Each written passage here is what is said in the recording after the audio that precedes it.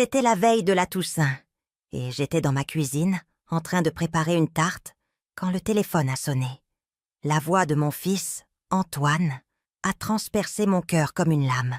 « Maman, cette année, c'est juste la famille de ma femme qui viendra pour le dîner de la Toussaint.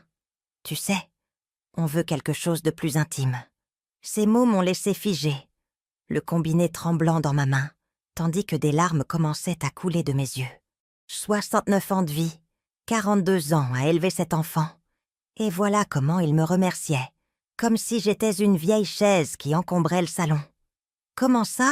Juste la famille de Manon ?»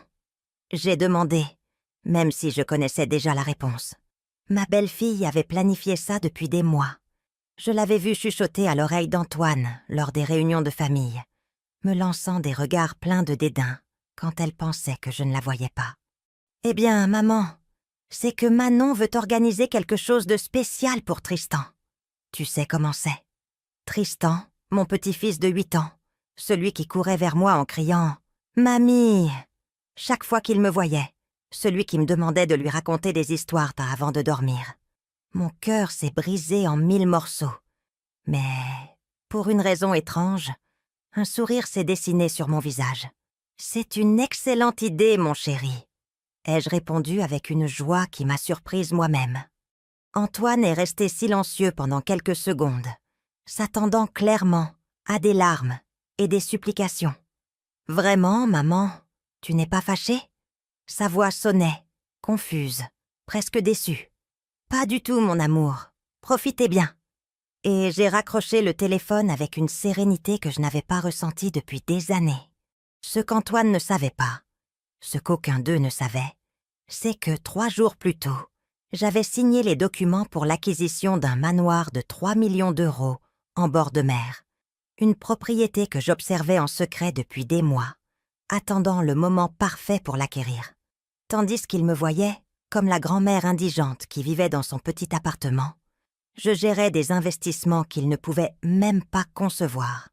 Pendant des années, j'ai ravalé ma fierté. J'ai supporté les allusions de Manon sur la façon dont certaines personnes ne comprennent pas que les familles ont besoin de leur intimité.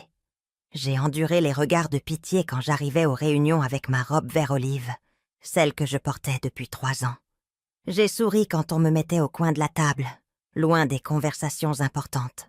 J'ai fait semblant de ne pas entendre quand Manon disait à ses amis au téléphone « Elle ne comprend pas qu'elle n'a plus l'âge pour certaines choses. » Mais ce jour-là, quelque chose a changé en moi. C'était peut-être la froideur dans la voix d'Antoine.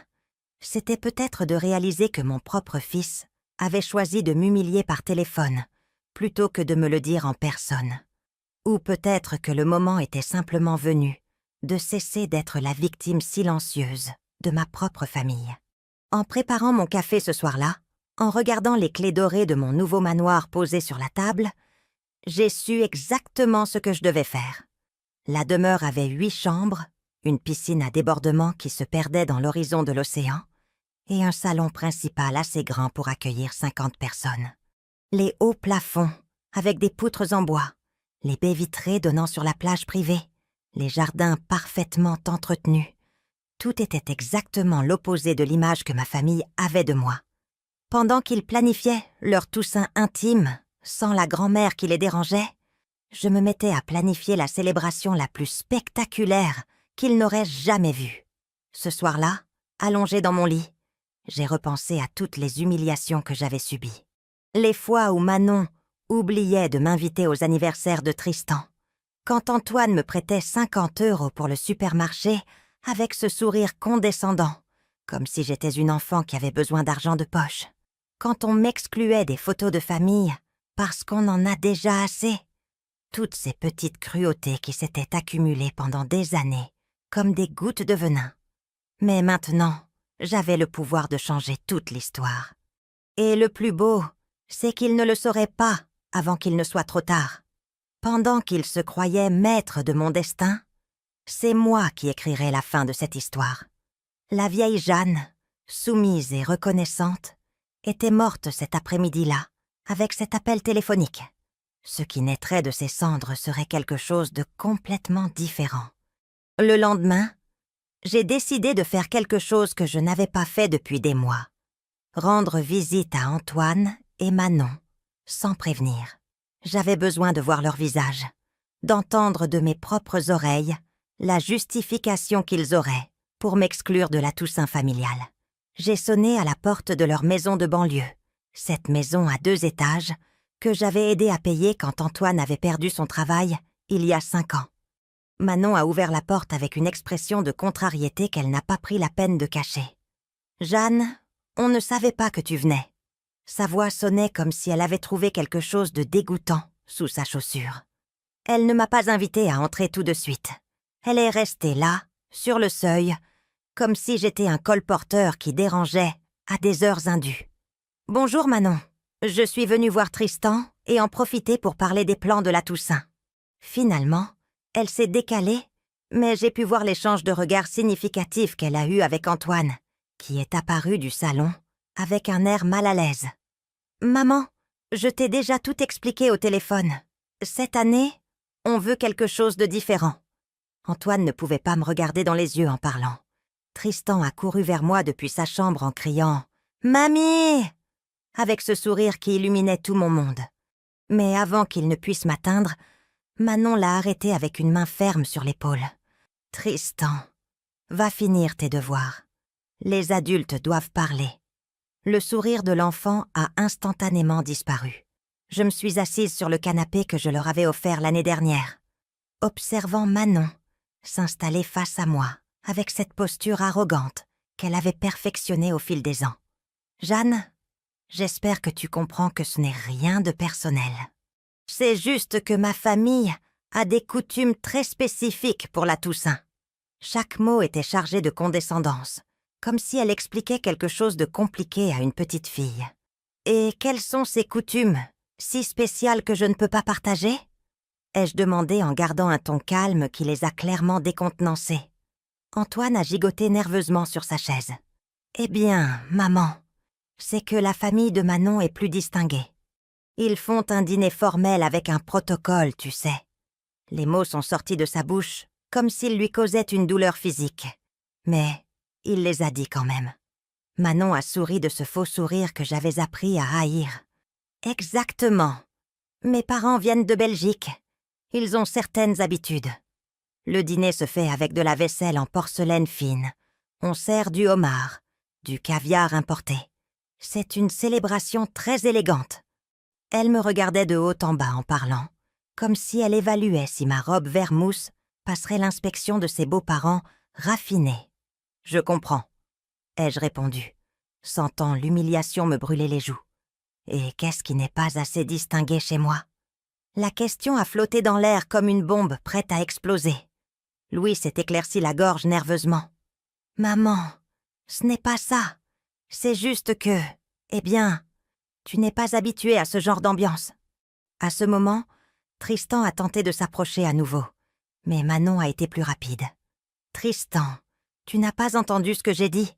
Va dans ta chambre tout de suite. » Sa voix avait cette autorité cruelle qu'elle utilisait quand elle voulait montrer qui commandait dans cette maison. Mon petit-fils m'a lancé un regard d'excuse avant de disparaître dans les escaliers. « Tu sais ce qui me dérange vraiment, Jeanne ?» Manon s'est penchée en avant, les yeux brillants de malice. « C'est que tu as toujours essayé d'être le centre de l'attention à chaque réunion de famille, toujours avec tes histoires du passé, toujours à vouloir que tout le monde fasse attention à toi. Mes parents ne sont pas habitués à ce genre de comportement. » Les mots m'ont frappé comme des gifles. Antoine a baissé les yeux, clairement honteux, mais sans le courage de défendre sa propre mère. « En plus, » a continué Manon, encouragée par mon silence, « tu arrives toujours avec ces cadeaux bon marché pour Tristan. L'année dernière, tu lui as donné ce jouet en plastique qui s'est cassé au bout de 2 jours. Mes parents vont lui offrir un voyage à Disneyland Paris. Tu vois la différence? Manon, s'il te plaît. » A tenté Antoine d'intervenir faiblement, mais elle l'a fait taire d'un regard. « Non, Antoine. Il est temps que quelqu'un lui dise la vérité. Jeanne, ce n'est pas qu'on ne t'aime pas, c'est juste que, eh bien, tu ne t'intègres plus dans notre mode de vie. Tes conversations sur les bons de réduction et les promotions au supermarché ne sont pas vraiment ce que nous voulons que nos invités entendent. » Elle a ri légèrement comme si elle venait de raconter une blague particulièrement drôle. « Mes parents vont penser qu'on n'a pas de classe si tu apparais avec une de ces robes que tu achètes dans les friperies. » Ses yeux se sont posés avec dédain sur ma tenue. « Et ne me prends pas mal, c'est bien d'être simple, mais il y a une limite. » Antoine a finalement trouvé sa voie, mais seulement pour soutenir sa femme. « Maman, Manon a raison. Peut-être que ce serait mieux si cette année, chacun fêtait à sa manière. Tu peux faire quelque chose de tranquille dans ton appartement, regarder la télé, te détendre, sans la pression d'un dîner formel. » La trahison dans ses paroles était si profonde que j'ai senti mon cœur se déchirer. Mon propre fils, l'enfant que j'avais élevé seul, après que son père nous ait abandonnés, était assis là, me suggérant de passer la Toussaint seul, devant la télévision, pendant qu'il savourait du caviar et du homard. « En plus, » a ajouté Manon avec un sourire venimeux, « tu manges toujours trop lors des dîners de famille. Mes parents sont très attentifs à l'étiquette à table. On ne voudrait pas qu'il y ait des situations inconfortables. » À ce moment, quelque chose s'est brisé en moi pour toujours. Ce n'était pas seulement l'exclusion, c'était la cruauté délibérée, le plaisir qu'il semblait prendre à m'humilier systématiquement. Je me suis levée lentement du canapé, sentant chaque fibre de mon être se transformer. « Je comprends parfaitement, » ai-je dit avec un calme qui m'a surprise moi-même. « Tant mieux que tu comprennes. » Manon a semblé sincèrement soulagée. « Je savais que tu serais raisonnable. Au final, on veut tous le meilleur pour la famille. » Son sourire était radieux, comme si elle venait de résoudre un problème particulièrement agaçant. En marchant vers la porte, j'ai pu entendre Tristan pleurer dans sa chambre. Antoine m'a accompagnée jusqu'à l'entrée, avec la décence de paraître au moins un peu honteux. « Maman, j'espère que tu comprends que ce n'est rien de personnel. » Ces mots sonnaient creux, comme s'il les avait répétés devant un miroir. « Bien sûr, mon chéri, ce n'est rien de personnel. » ai-je répété, savourant l'ironie de ces mots. Il n'avait aucune idée à quel point tout cela allait devenir personnel. En marchant vers ma voiture, j'ai senti les clés de mon manoir peser dans ma poche, comme une promesse de justice. Ce soir-là, seule dans mon petit appartement, j'ai pris mon téléphone et j'ai commencé à passer des appels. Il était temps de planifier la Toussaint la plus spectaculaire que ma famille ait jamais vue. Et cette fois, Antoine et Manon seraient les seuls exclus de la célébration. Ce soir-là, après l'humiliation chez Antoine, je me suis assise dans mon petit appartement et j'ai ouvert le coffre-fort que j'avais caché derrière mon placard. À l'intérieur se trouvaient tous les documents que ma famille n'avait jamais vus. Des certificats de dépôt, des relevés d'investissement, des actes de propriété. Pendant 15 ans, depuis le décès de mon mari, j'avais joué le rôle de la veuve dépendante, mais la réalité était tout autre. Mon mari, Gérard, avait été plus intelligent que quiconque ne le savait. Avant de mourir, il avait investi discrètement dans des actions d'entreprises technologiques qui valaient maintenant une fortune. De plus, il avait acheté des terrains dans des zones qui semblaient insignifiantes, mais qui étaient devenues des développements commerciaux de plusieurs millions d'euros. À sa mort, il m'a laissé non seulement son amour, mais aussi un patrimoine de 8 millions d'euros qui avait grandi discrètement pendant toutes ces années. Pourquoi ai-je gardé le secret? Au début, c'était par chagrin. Je ne voulais rien gérer après avoir perdu l'amour de ma vie. Ensuite, quand j'ai commencé à voir les vraies personnalités de ma famille, j'ai décidé qu'il valait mieux observer qui m'aimait vraiment pour ce que j'étais, et non pour ce que j'avais. Et maintenant, après des années d'humiliation, j'avais toutes les réponses dont j'avais besoin.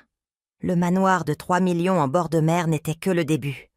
J'avais des propriétés dans 3 départements différents, un portefeuille d'investissement qui générait plus d'argent que je ne pouvais en dépenser, et des relations que ma famille ne pouvait même pas imaginer. Pendant que Manon se vantait de ses parents belges, raffinés, j'avais dîné avec des magnats de l'immobilier et des philanthropes, sans que personne ne le sache. Le lendemain, j'ai commencé mon plan. La première chose à faire était de contacter ma sœur Agnès qui vivait dans un autre département et n'avait pas vu la famille depuis 2 ans, à cause de conflits avec Manon. « Agnès, c'est Jeanne. Tu as des projets pour la Toussaint ?» Sa voix s'est immédiatement illuminée. « Ma sœur, je ne m'attendais pas à ton appel. Honnêtement, j'allais rester seule cette année après ce qui s'est passé il y a 2 ans avec Manon. »« Oublie ça, » l'ai-je interrompu. « Je veux t'inviter à ma nouvelle maison pour la Toussaint. Une célébration comme on n'en a jamais eu. » Je lui ai donné l'adresse du manoir et j'ai pu entendre sa confusion au téléphone. « Jeanne, tu es sûre d'avoir bien écrit l'adresse ? On dirait que c'est dans le quartier le plus chic de la côte.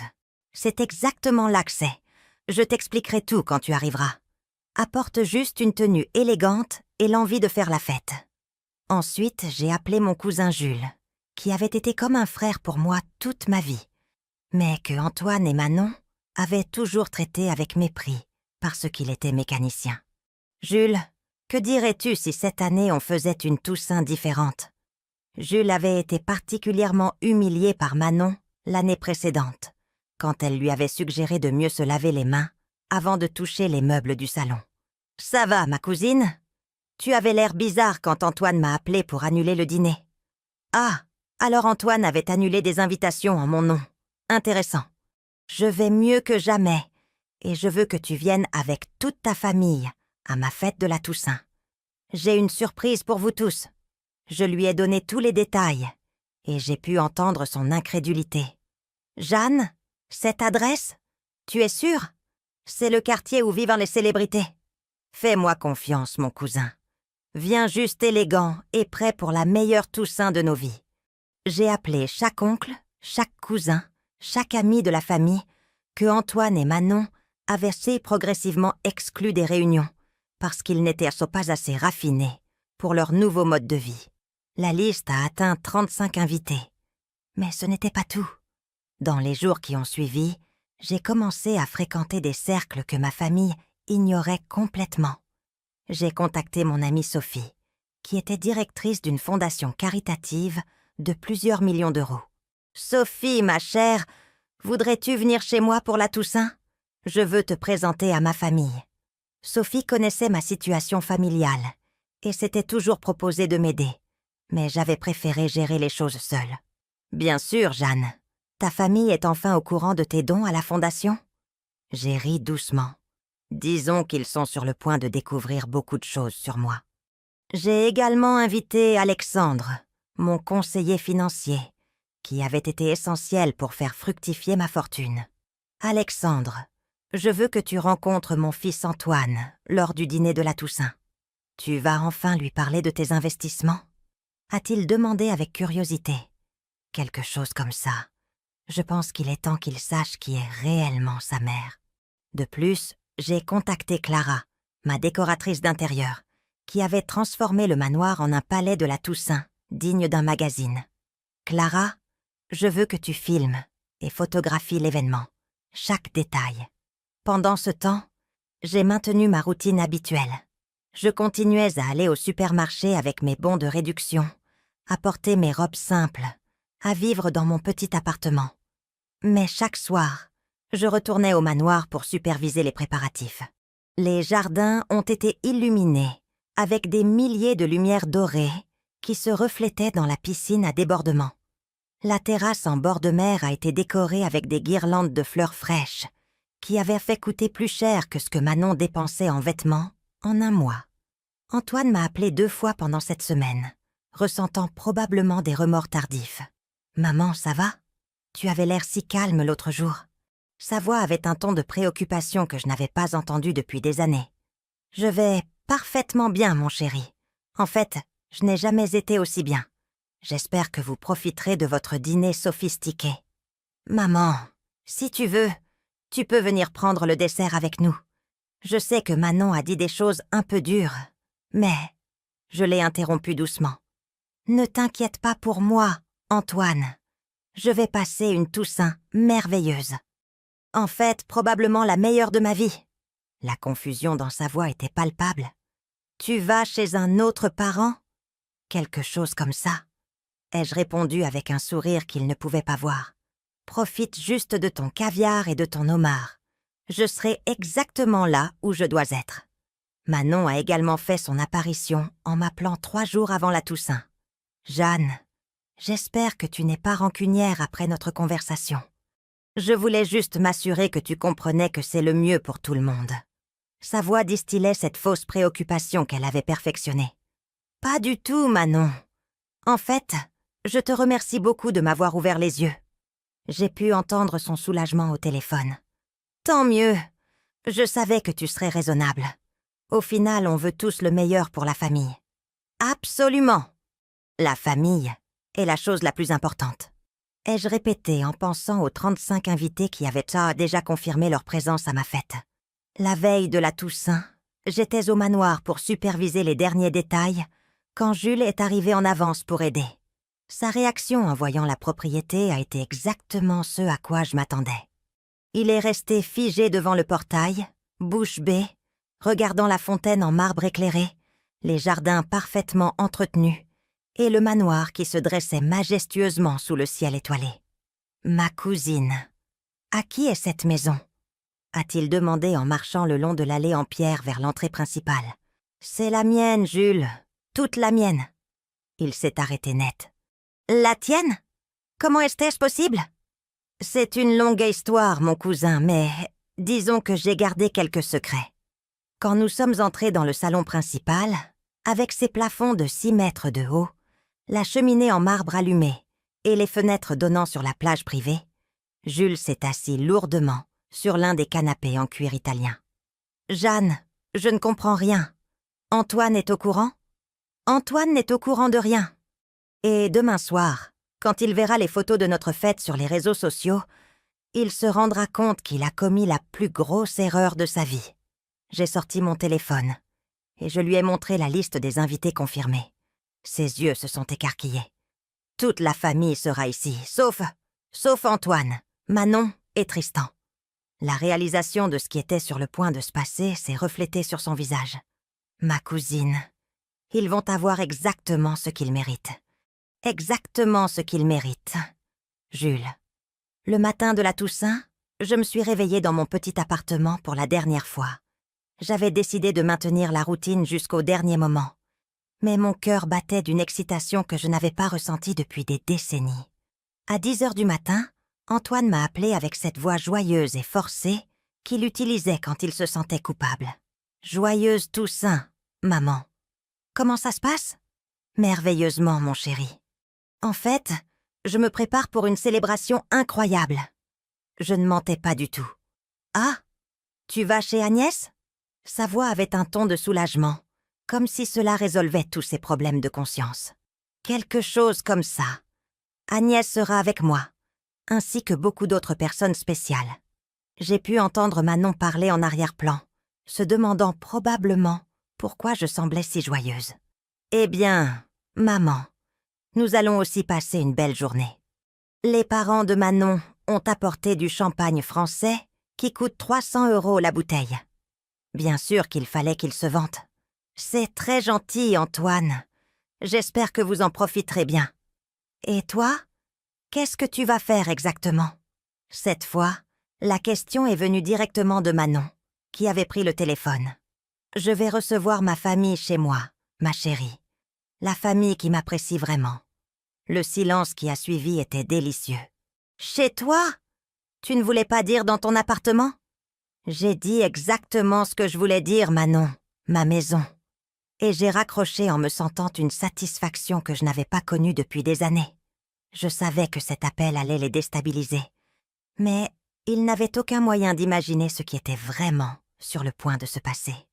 À midi, je suis arrivée au manoir pour les derniers préparatifs.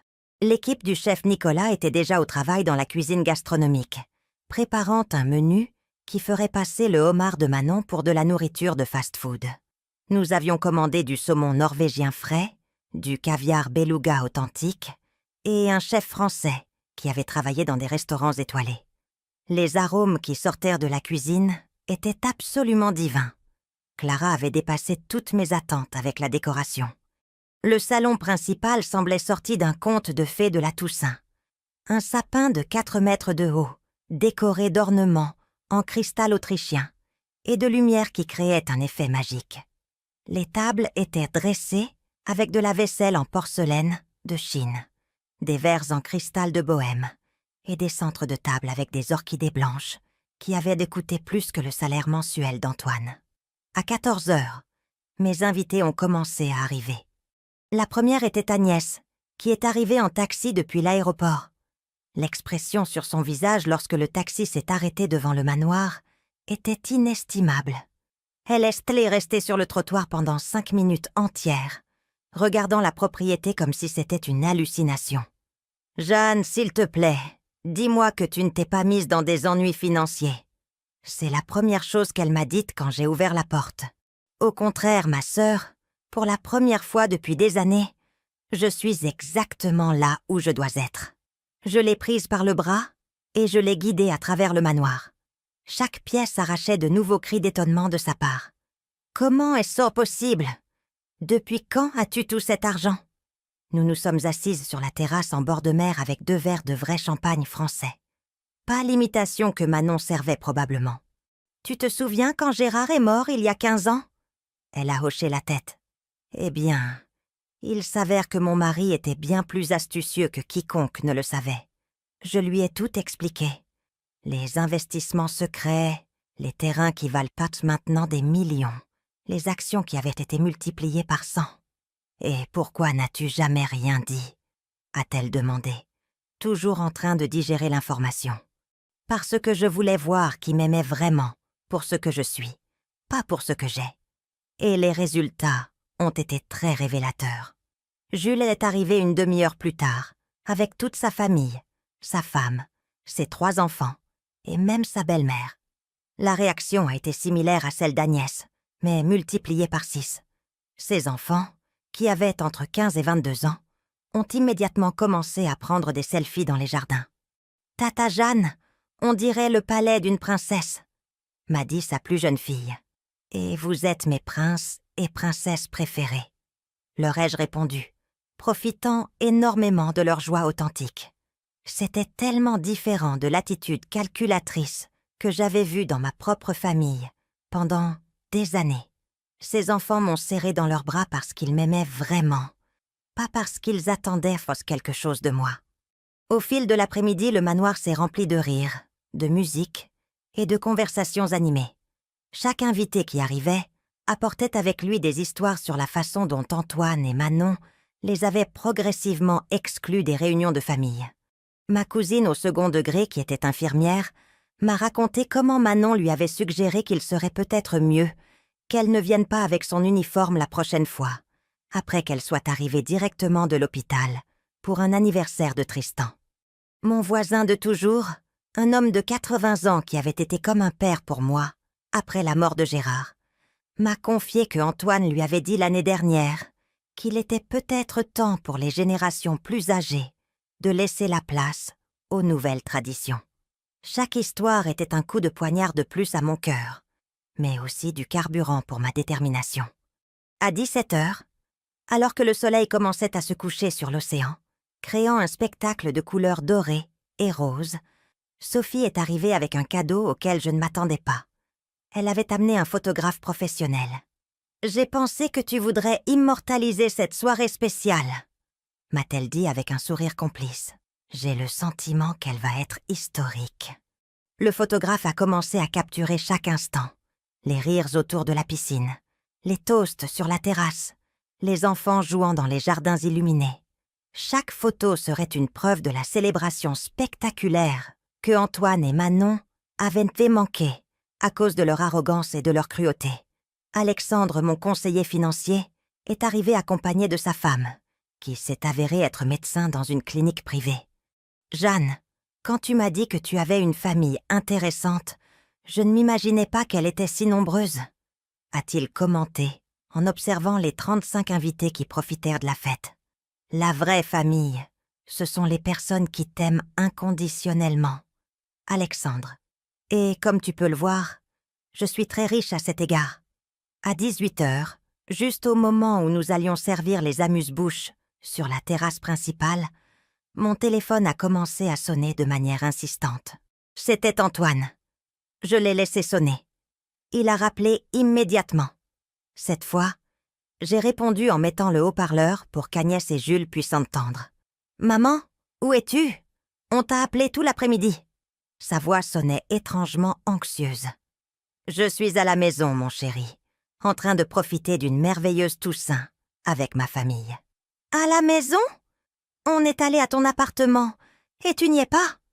Le concierge dit que tu es parti tôt et que tu n'es pas revenu. » La réalisation qu'ils étaient pas venus me chercher m'a rempli d'une immense satisfaction. Ils me cherchaient. Ils n'étaient pas si occupés par leur dîner européen sophistiqué. Le silence qui a suivi a été tendu. « Maman, où que tu sois, rentre à la maison. Tristan t'attend. Il a demandé après toi tout l'après-midi. » Voilà. Il utilisait mon petit-fils comme appât émotionnel.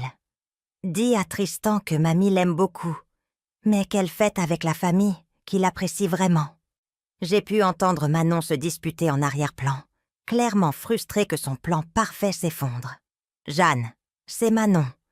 Je ne sais pas à quel petit jeu tu joues, mais c'est ridicule. Reviens ici tout de suite et arrête de faire du cinéma. » Sa voix avait cette autorité autoritaire qu'elle utilisait quand elle attendait une obéissance immédiate. « Du cinéma, Manon? Ce n'est pas du cinéma, c'est la vraie vie. Et dans la vraie vie, les actions ont des conséquences. »« Qu'est-ce que ça veut dire ?» a demandé Antoine, d'un ton que je n'avais jamais entendu auparavant. C'était de la peur. « Ça veut dire, mon fils, que vous avez pris une décision sur qui méritait de faire partie de votre Toussaint familiale. Et j'ai pris la mienne. » Et j'ai raccroché en éteignant immédiatement le téléphone.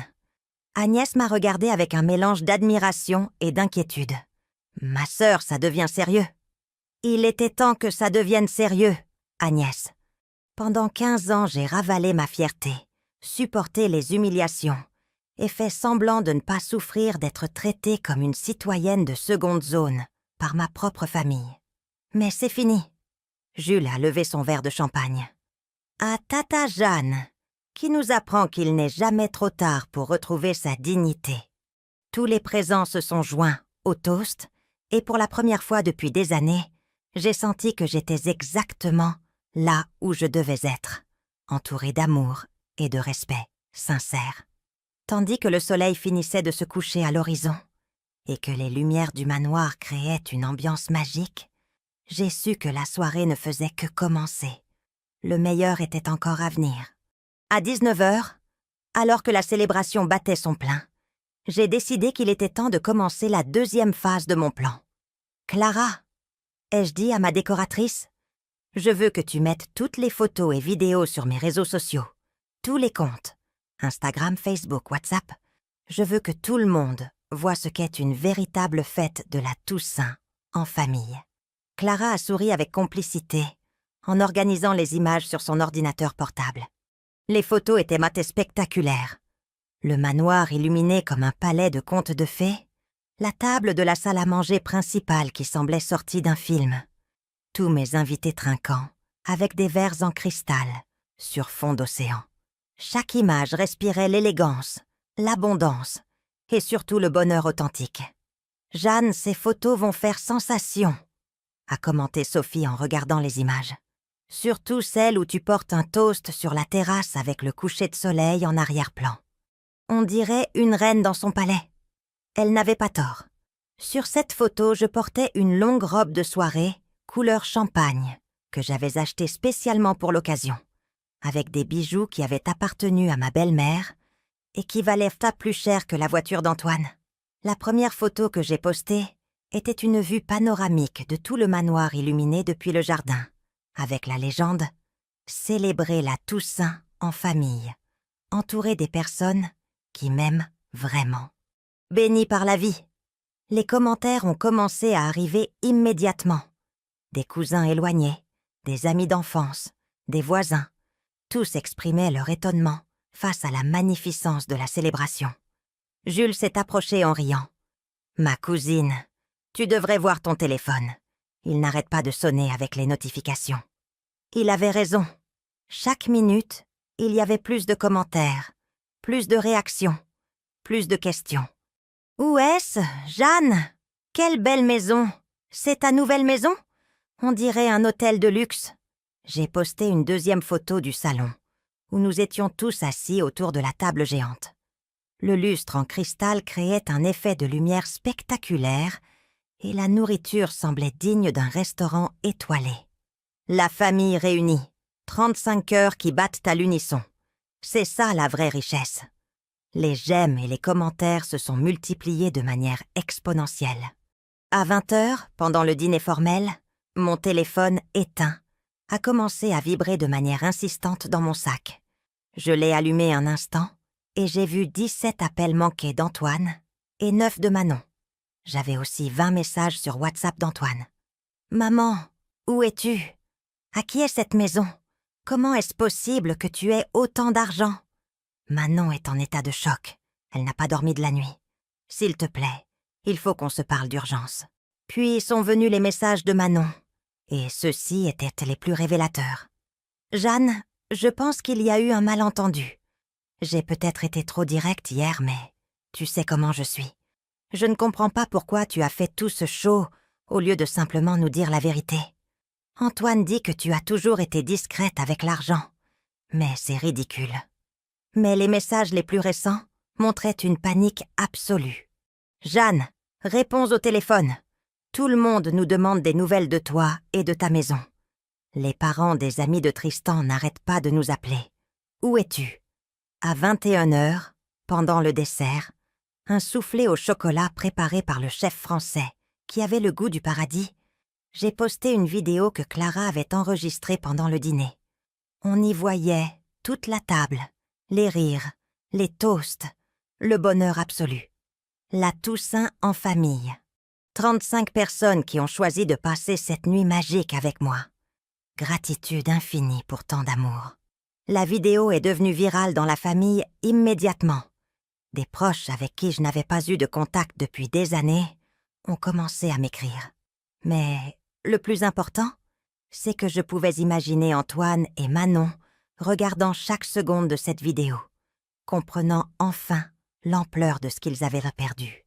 À minuit, alors que nous étions tous sur la terrasse en train de regarder les feux d'artifice que j'avais commandés spécialement pour clôturer la soirée, Tristan a réussi à m'appeler depuis le téléphone de son meilleur ami.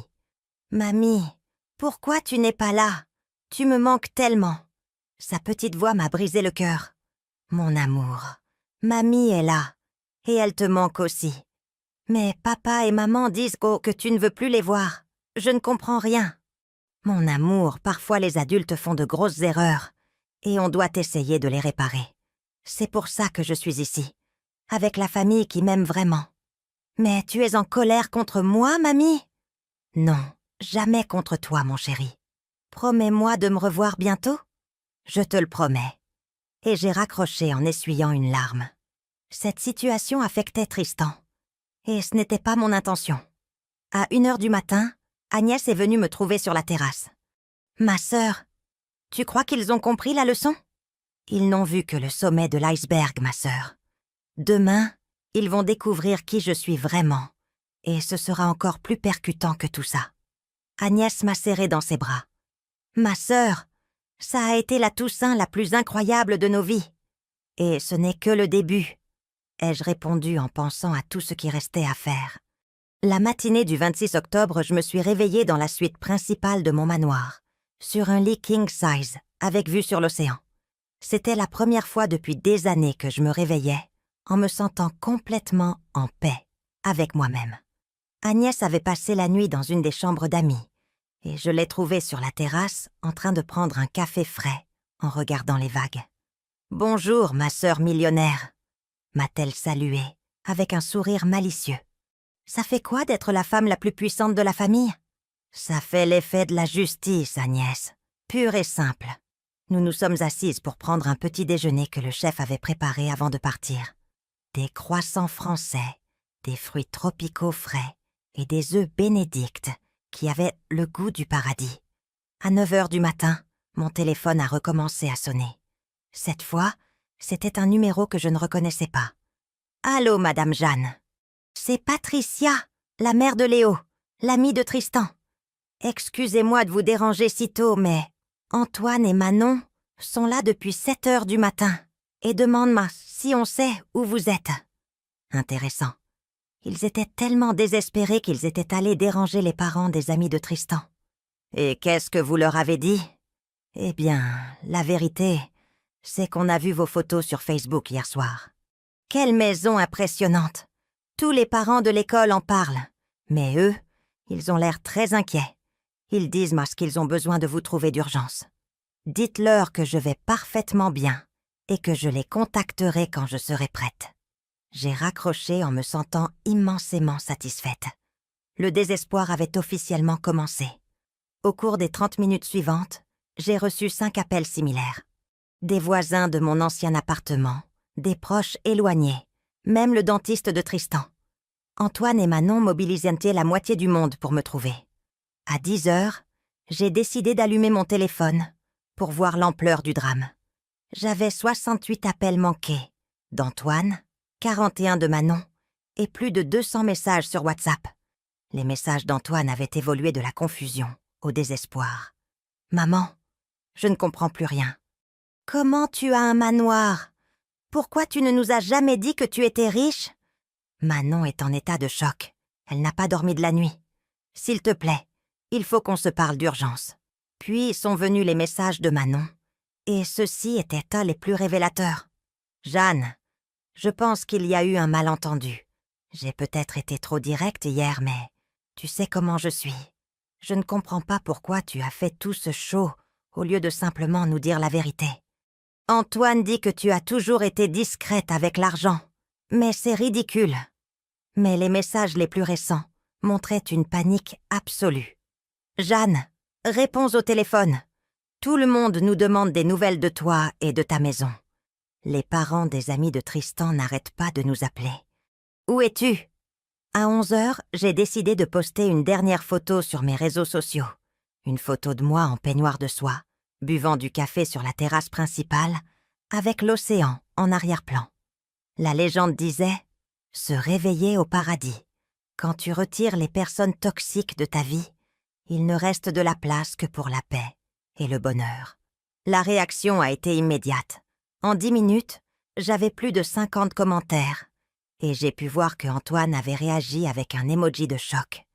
Manon avait commenté « Jeanne, s'il te plaît, appelle-nous, on s'inquiète. » Mais je n'ai rien répondu. À midi, Clara est arrivée avec d'autres nouvelles intéressantes. « Jeanne, tu dois voir ça. Ton histoire est devenue virale, au-delà de la famille. Une de tes nièces a partagé les photos dans un groupe Facebook qui a plus de 10 000 membres. Tout le monde parle de la grand-mère qui avait un manoir secret. » Effectivement, les photos avaient dépassé le cercle familial.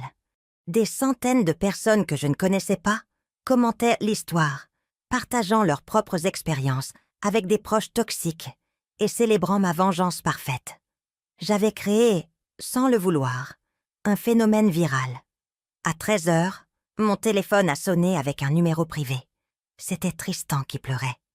« Mamie, s'il te plaît, rentre à la maison. Papa et maman sont très fâchés et tristes. Ils disent que tu les as trompés. Je ne comprends rien. Je veux juste que tu reviennes. » Oh, mon cœur s'est brisé en entendant mon petit-fils si confus et effrayé. Mon amour, mamie n'a trompé personne. J'ai simplement gardé le silence sur certaines choses. Tu te souviens quand ta maman a dit que mamie n'était pas assez élégante pour son dîner spécial? Oui. Et je lui ai dit que c'était mal, mais elle m'a envoyée dans ma chambre. Exactement, mon chéri. Parfois, les adultes doivent apprendre des leçons difficiles. Mais tu peux venir, s'il te plaît, mamie? C'est très triste ici.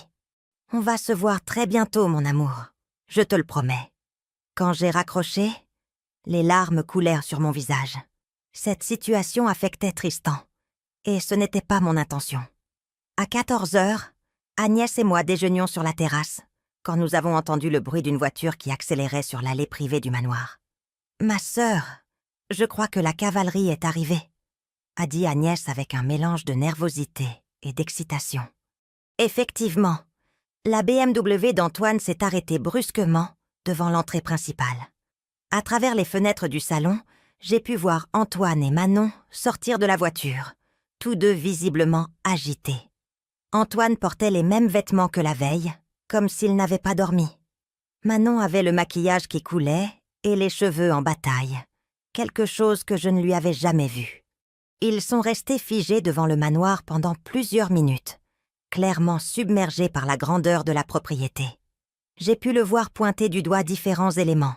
La fontaine en marbre, les jardins parfaitement entretenus, les colonnes de l'entrée, la vue sur l'océan. Leurs bouches étaient là des grandes ouvertes, dans un choc absolu. Finalement, Antoine s'est approché du portail et a sonné. À travers l'interphone, j'ai entendu sa voix tremblante. « Maman, je sais que tu es là. S'il te plaît, il faut qu'on parle. » Je n'ai pas répondu tout de suite. Je les ai laissés attendre 5 minutes complètes pendant que je finissais mon verre de champagne. « C'est qui ?» ai-je finalement demandé, comme si je ne savais pas. « Maman, c'est Antoine. Je suis ici avec Manon. S'il te plaît, ouvre-nous. » Sa voix avait un désespoir que je n'avais jamais entendu auparavant. « Antoine, qu'est-ce que tu fais ici ?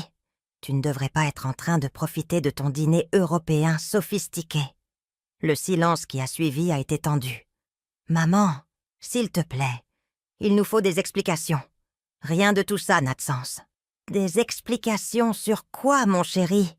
Sur cette maison ? Sur l'argent ? Sur la raison pour laquelle tu m'as menti pendant toutes ces années ? Je ne t'ai jamais menti, Antoine. Je ne vous ai simplement jamais dit toute la vérité. Il y a une différence. » J'ai pu entendre Manon parler en arrière-plan, clairement frustrée. « Maman, tu peux ouvrir la porte pour qu'on puisse parler comme des adultes ? » « Bien sûr, mon chéri. Mais avant, dis-moi une chose. Cette visite, c'est parce que vous voulez vraiment me voir, ou parce que vous avez vu les photos, et que soudainement, je suis devenue intéressante pour vous. » La question a flotté dans l'air comme un coup de couteau. « Maman, ce n'est pas ça. C'est que... Enfin, on est confus. Pourquoi tu ne nous as jamais dit que tu avais tant d'argent ? » « Parce que je voulais savoir si vous m'aimiez pour ce que je suis, Antoine, pas pour ce que j'ai. Et maintenant, j'ai toutes les réponses dont j'avais besoin. » J'ai finalement ouvert le portail automatique et je les ai vus marcher lentement le long de l'allée en pierre vers la maison. Chaque pas qu'ils faisaient était chargé d'étonnement et de réalisation. Ce n'était pas la grand-mère indigente qu'ils avaient tous connue. C'était une femme puissante dans son propre royaume. Quand ils sont arrivés à la porte d'entrée, j'ai ouvert personnellement, vêtue d'une élégante robe rouge et des perles que ma belle-mère m'avait laissées. L'expression sur leur visage quand ils m'ont vue ainsi dans mon propre manoir était exactement ce que j'attendais depuis 15 ans. Choc, confusion et, pour la première fois depuis longtemps, un respect involontaire. « Bonjour Antoine. Bonjour Manon. Bienvenue chez moi. » Ma voix était calme, contrôlée, puissante. « Entrez, s'il vous plaît. On a beaucoup à se dire. » Antoine et Manon sont entrés dans le manoir, en marchant comme s'ils étaient dans un musée, regardant chaque détail avec un mélange d'émerveillement et d'horreur. Leurs yeux se déplacèrent du lustre en cristal de l'entrée aux œuvres d'art originales sur les murs, des sols en marbre aux meubles de designer. C'était comme s'ils voyaient un fantôme. Mais le fantôme, c'était moi. « Asseyez-vous !» leur ai-je dit en désignant le canapé en cuir italien dans le salon principal. Ils ont obéi sans un mot, ce que je n'avais pas vu depuis des années. Normalement, Manon aurait fait un commentaire condescendant sur la décoration, ou Antoine aurait essayé de prendre le contrôle de la conversation. Mais maintenant, ils étaient complètement hors de leur élément. « Pouvez-vous m'expliquer ce qui se passe ici ?» Antoine a finalement retrouvé sa voix, bien qu'elle soit petite et incertaine. « Cette maison est vraiment à toi, maman ? » « Bien sûr qu'elle est à moi, mon chéri. Je l'ai achetée il y a 1 semaine, en espèces. » Le mot « espèces » les a fait visiblement pâlir. Manon, qui avait regardé la vue sur l'océan à travers les baies vitrées, s'est tournée vers moi avec cette expression calculatrice que je connaissais si bien. « Jeanne, je ne comprends pas d'où tu as tiré autant d'argent. Tu aurais gagné à la loterie et tu ne nous aurais rien dit ?» J'ai ri doucement. Un son qui les a clairement décontenancés encore plus. « La loterie, Manon ? Non, ma chérie, c'est bien mieux que la loterie. C'est de la planification, des investissements intelligents et de la patience. Je me suis levée et j'ai marché vers la fenêtre, savourant le pouvoir de contrôler complètement la situation.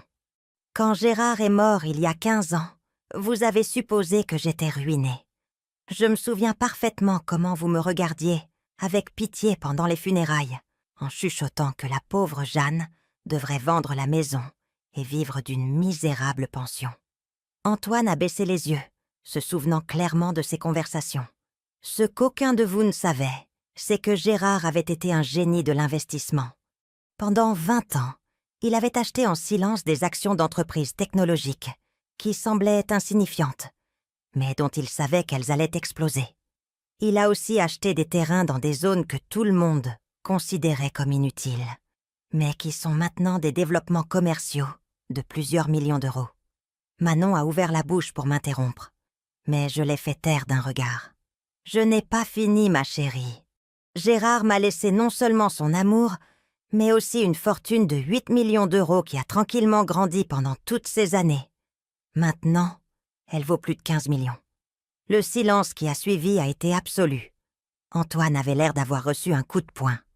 15 millions, a-t-il murmuré. Et pendant toutes ces années, tu as vécu dans ce petit appartement, en utilisant des bons de réduction, en demandant de l'argent.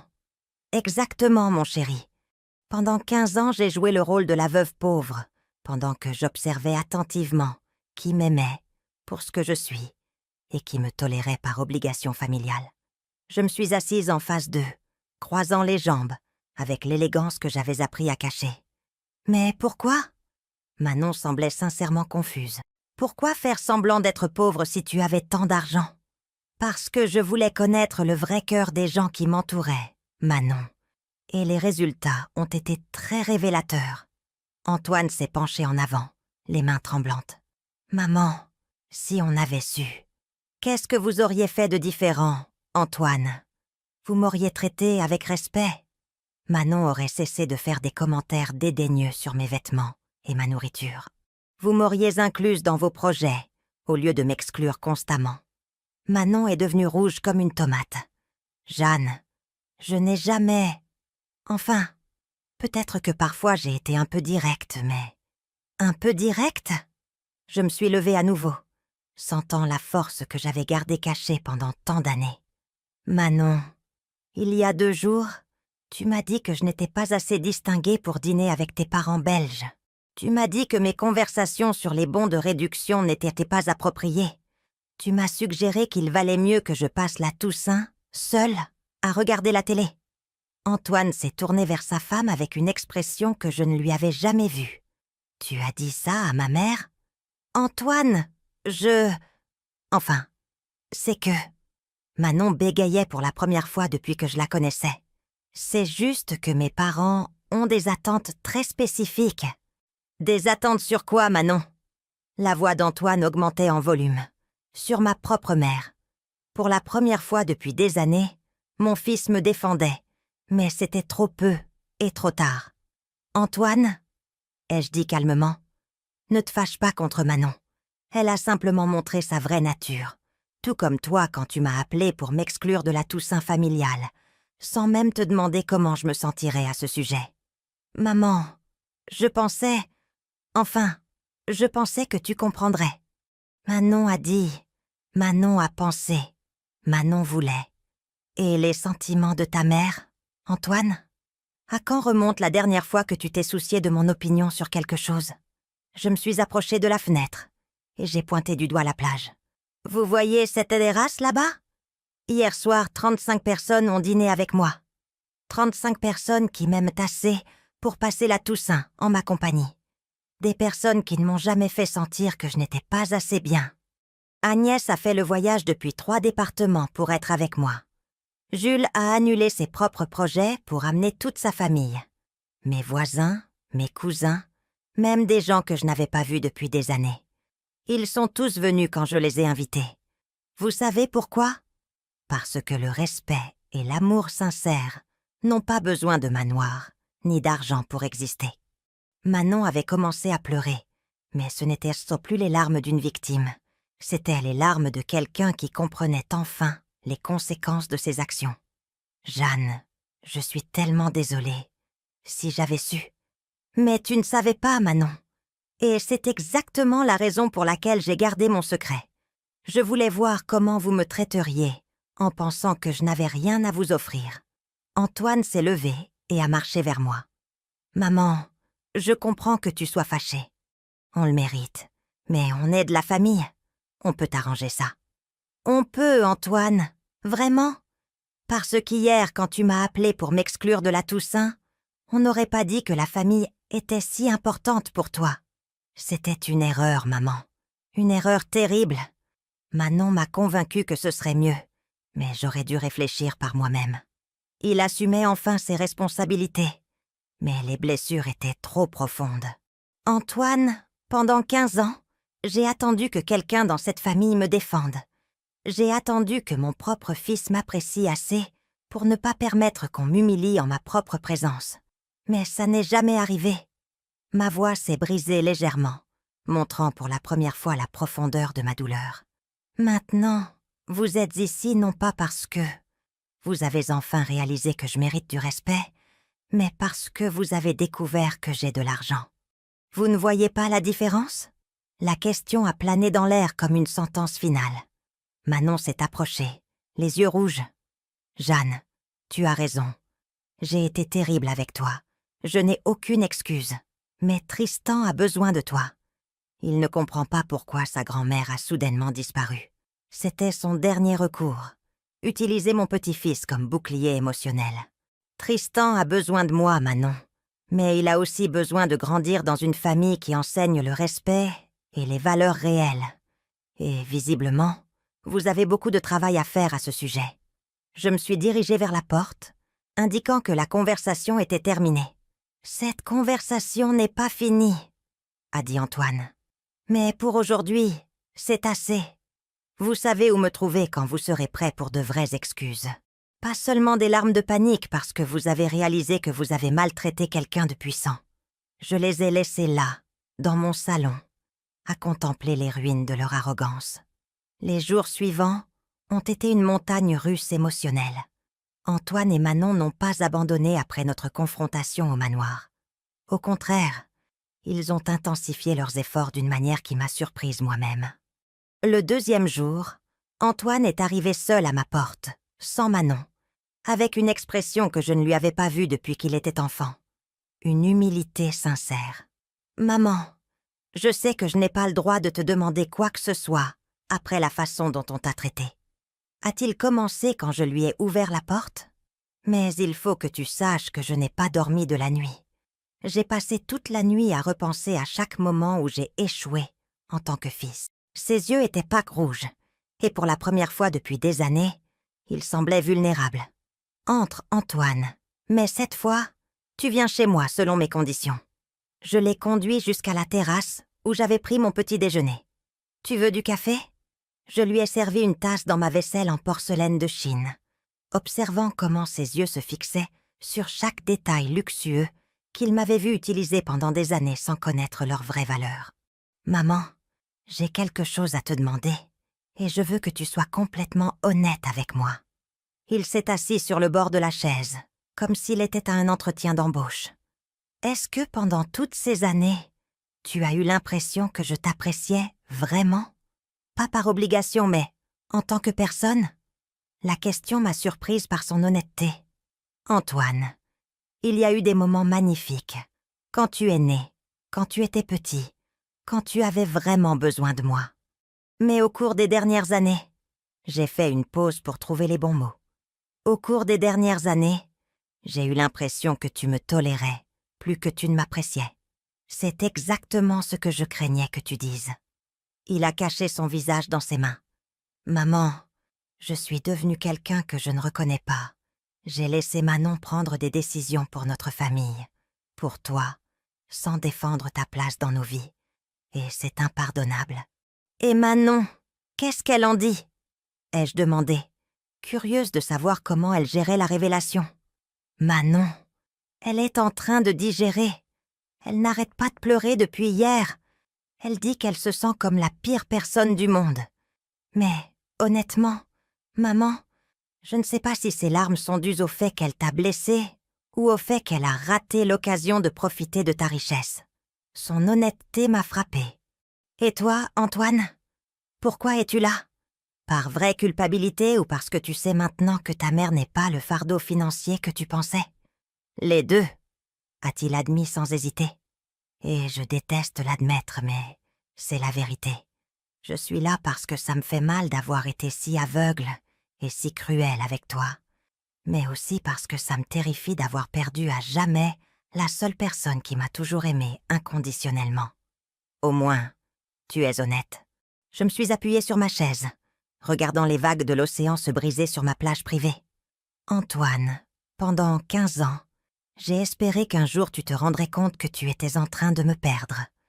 Mais il t'a fallu voir un manoir et une fortune pour comprendre que tu avais fait des erreurs. Tu as raison, et ça fait de moi la pire des personnes. Maman, y a-t-il un moyen de nous pardonner? Un moyen de regagner ta confiance? Antoine, le pardon n'est pas quelque chose qui est donné immédiatement après des excuses. C'est quelque chose qui se gagne par des actions cohérentes au fil du temps. Qu'est-ce qu'on devrait faire? Sa question sonnait désespérée, mais sincère. D'abord, vous devriez comprendre que ce n'est pas seulement ma nouvelle maison. C'est la manifestation physique de ma véritable identité. La personne que j'ai toujours été, mais que vous n'avez jamais pris la peine de connaître vraiment. Ensuite, vous devrez accepter que Tristan mérite de grandir en connaissant sa vraie grand-mère, pas la version appauvrie que vous préfériez.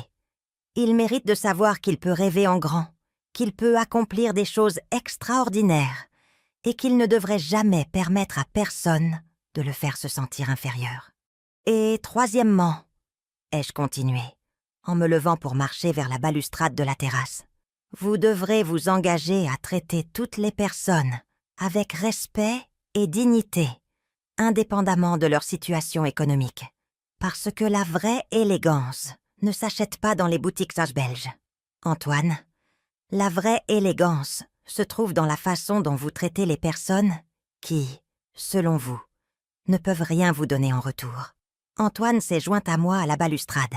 « Maman, je sais qu'on a beaucoup de travail à faire. Je sais que ça nous prendra probablement des années pour regagner ta confiance. Mais je suis prêt à faire tout ce qu'il faut. Et Manon? Manon devra prendre ses propres décisions sur le genre de personne qu'elle veut être. Mais je te garantis que je ne permettrai plus jamais à personne, y compris ma femme, de te manquer de respect. Y a-t-il autre chose que tu dois savoir, Antoine? » Je me suis tournée vers lui avec un sourire que je n'avais pas montré depuis des années. Ce manoir n'est pas seulement le mien. Je laisse la moitié à Tristan dans mon testament, mais il ne la recevra que s'il devient le genre d'homme qui traite tout le monde avec bonté et respect. Tu lui laisses plusieurs millions d'euros? Oui, mais plus important encore, je lui laisse une leçon. La vraie valeur d'une personne ne se mesure pas à ce qu'elle a, mais à la façon dont elle traite les autres, surtout ceux qu'elle aime. Antoine a commencé à pleurer ouvertement. « Maman, après tout ce qu'on a fait, tu penses toujours à l'avenir de Tristan. » « J'ai toujours pensé à l'avenir de Tristan, mon chéri. La différence, c'est que maintenant, j'ai les ressources pour m'assurer qu'il soit extraordinaire. On pourrait amener Tristan te voir. Il s'ennuie vraiment sans toi.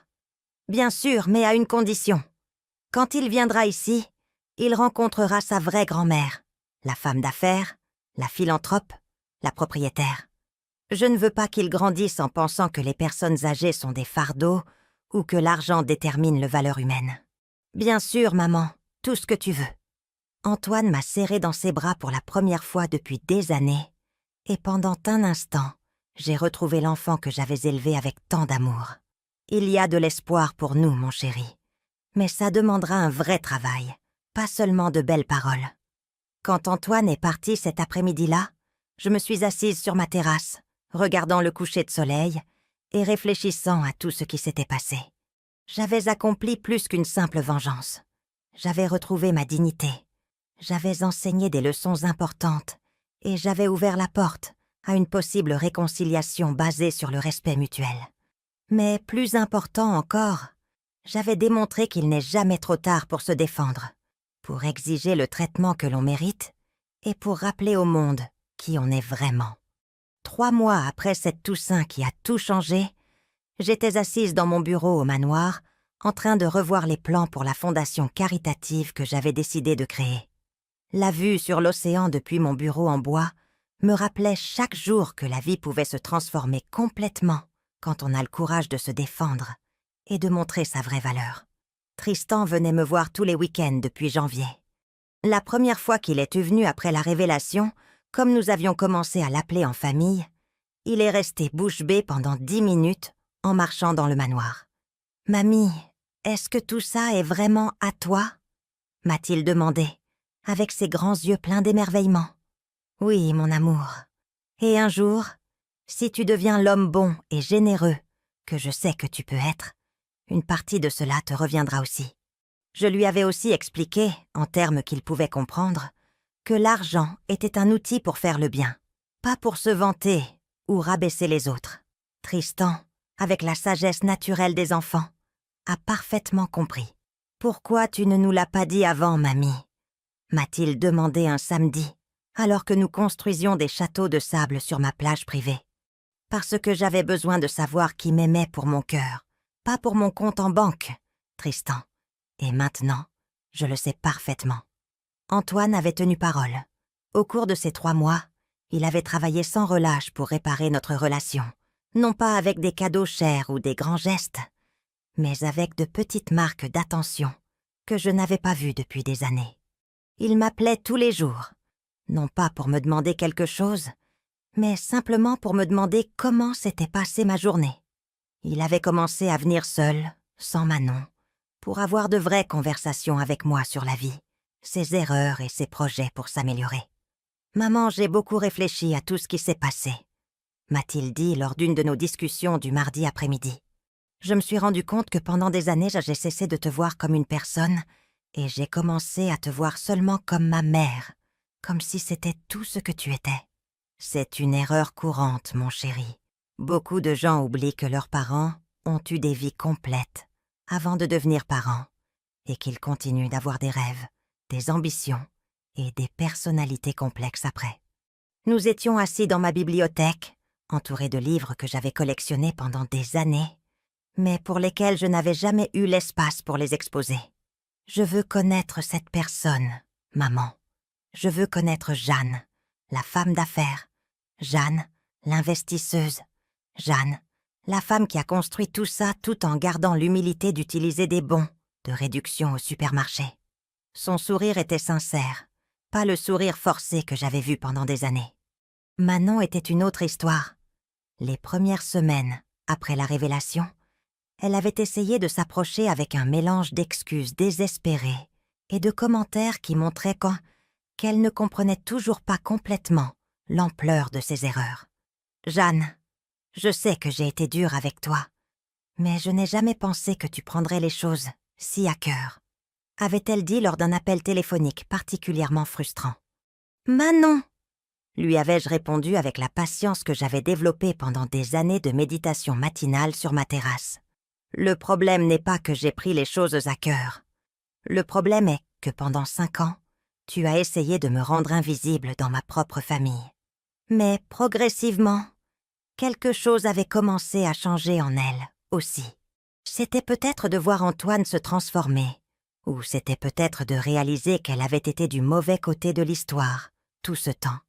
Elle avait commencé à m'envoyer des messages plus réfléchis, partageant des souvenirs de moments où nous nous étions bien entendus, s'excusant pour des commentaires spécifiques qu'elle reconnaissait enfin comme cruels. « Jeanne, je suis allée en thérapie », m'a-t-elle avoué lors de sa première visite au manoir en février. « Ma thérapeute m'a aidée à comprendre que mon comportement envers toi venait de mes propres insécurités sur le fait de ne pas être assez bien pour la famille. C'était la première fois que je la voyais se montrer une vraie vulnérabilité. Le problème, Manon, c'est que tu as essayé de te sentir mieux avec toi-même en me faisant me sentir plus mal. Ce n'est jamais la solution. » Je lui ai servi du thé dans mon service en porcelaine anglaise, notant comme ses yeux se fixaient sur chaque détail avec un mélange d'admiration et de regret. Je sais. Maintenant je le sais. Et je sais que ça me prendra probablement des années pour gagner ton pardon. Mais je veux que tu saches que je suis déterminée à changer. Pas seulement pour toi, mais pour Tristan. Je ne veux pas que mon fils grandisse en pensant qu'il est acceptable de maltraiter les gens. La transformation la plus belle avait été celle de Tristan. Avec le temps, il avait commencé à comprendre la leçon la plus profonde de toute cette expérience. « Mamie !» m'a-t-il dit un après-midi, alors que nous nous promenions dans mes jardins. « Maintenant, je comprends pourquoi tu me disais toujours de bien traiter tout le monde, à l'école, même les enfants qui n'avaient fait pas de jolis jouets. Et pourquoi ça, mon amour? Parce qu'on ne sait jamais qui est vraiment spécial à l'intérieur. Comme toi, qui avait l'air d'être juste ma grand-mère normale, mais qui en fait était super puissante tout le temps. Sa logique d'enfant de 8 ans était parfaite. Exactement, Tristan. Et plus important encore, toutes les personnes méritent d'être traitées avec gentillesse, qu'elles aient de l'argent ou non, qu'elles soient puissantes ou non. C'est ça la marque d'une personne vraiment élégante. Mon histoire avait continué à se propager au-delà de la famille. Sophie avait partagé mon expérience dans des cercles de femmes d'affaires, et j'avais reçu des dizaines de messages de femmes plus âgées qui avaient vécu des situations similaires. Beaucoup m'écrivaient pour me raconter leurs propres histoires d'être sous-estimées ou rabaissées par leur propre famille. Une lettre en particulier m'avait touchée au cœur. C'était celle d'une femme de 74 ans qui vivait à Lille. « Chère Jeanne, ton histoire m'a donné le courage de enfin parler à ma famille de l'entreprise que j'ai fondée il y a 20 ans. Pendant 2 décennies, j'ai fait semblant de n'être qu'une retraitée ennuyeuse tout en construisant une entreprise à 6 chiffres. Ta bravoure m'a inspirée à réclamer mon identité. Avec l'aide d'Alexandre, j'avais créé la fondation Dignité et Respect, axée sur l'aide aux personnes âgées qui avaient été marginalisées ou rabaissées par leur famille. Notre premier projet était un programme qui aidait les grands-parents à se reconnecter avec leurs petits-enfants qui en avaient été éloignés par des parents toxiques. « Tu sais ce qui était le plus beau dans tout ça, maman ?» m'a demandé Antoine lors d'un dîner de famille dans mon manoir le mois dernier. C'était le premier dîner de famille dans ma maison, avec Antoine, Manon et Tristan. Et il avait été parfait. « Quoi, mon chéri ? Que non seulement tu nous as donné une leçon sur le respect, mais tu nous as aussi appris qu'il n'est jamais trop tard pour transformer sa vie, pour se défendre et pour exiger le traitement que l'on mérite. » Manon a hoché la tête vigoureusement, les larmes aux yeux. « Et plus important encore, » ai-je ajouté en regardant Tristan qui construisait quelque chose avec ses blocs sur le tapis persan du salon. Nous apprenons à Tristan que le vrai pouvoir ne vient pas de l'argent, mais de l'intégrité, de la gentillesse et de la détermination de ne jamais permettre à personne de nous faire nous sentir inférieurs à ce que l'on est. Ce soir-là, après leur départ, je suis allée sur ma terrasse pour observer les étoiles se reflétant dans ma piscine, à débordement. J'ai repensé à tout le chemin parcouru depuis cet appel téléphonique qui a changé ma vie. Cela avait commencé comme une histoire d'exclusion et d'humiliation, mais elle s'était transformée en une histoire d'autonomisation et de rédemption. Ce que j'avais appris pendant ce processus, c'est que la vraie vengeance ne consiste pas à blesser ceux qui vous ont blessé, mais à vivre si bien, si authentiquement et si puissamment que leur comportement envers vous devient leur propre honte. Je n'ai pas eu besoin de détruire Antoine et Manon. Leur propre reconnaissance de ce qu'ils avaient faux perdu a été la conséquence la plus puissante qu'ils pouvaient affronter. J'avais retrouvé non seulement ma dignité, mais mon identité complète. Je n'étais plus seulement la grand-mère indigente ou la veuve dépendante. J'étais Jeanne la femme d'affaires, Jeanne la philanthrope, Jeanne la femme qui avait construit un empire en silence et qui avait utilisé son pouvoir pour enseigner les leçons les plus importantes sur le respect et l'humanité. Tandis que les vagues se brisaient doucement sur ma plage privée, j'ai souri en pensant à toutes les personnes que j'avais rencontrées et qui avaient été inspirées par mon histoire. Si mon expérience pouvait donner du courage à une seule grand-mère pour réclamer sa dignité ou inspirer une seule famille à mieux traiter leurs aînés, alors chaque moment d'humiliation avait valu la peine. À 70 ans, j'avais appris qu'il n'est jamais trop tard pour réécrire son histoire, pour montrer au monde qui on est vraiment et pour s'assurer que les personnes que l'on aime apprennent les valeurs qui comptent vraiment. Et cela, plus que n'importe quel manoir ou fortune, était l'héritage le plus précieux que je pouvais laisser. La vie m'avait appris que le respect ne se mendie pas, il se gagne et il s'exige, et que parfois, la leçon la plus puissante que l'on peut donner est simplement de vivre si magnifiquement que notre propre existence devient une démonstration de tout ce qu'ils ont sous-estimé. Ce soir-là, j'ai dormi profondément dans mon lit king size, bercé par le bruit de l'océan, sachant que j'avais accompli quelque chose que peu de gens réussissent. Une deuxième chance d'être complètement moi-même, entourée de l'amour et du respect que j'avais toujours mérité.